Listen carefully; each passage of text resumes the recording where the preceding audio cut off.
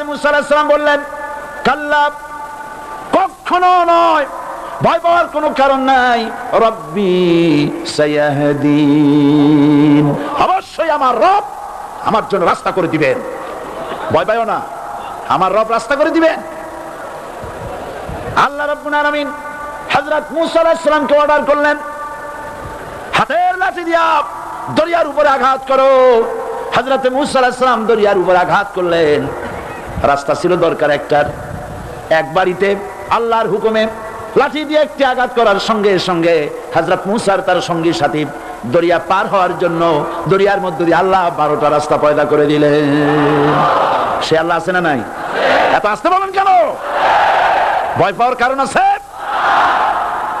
রাষ্ট্র শক্তি বাধা দিয়েছে সমস্ত নবীদেরকে। কেন? নবীদের চরিত্র খারাপ? জোরে বলেন, নবীদের চরিত্র খারাপ?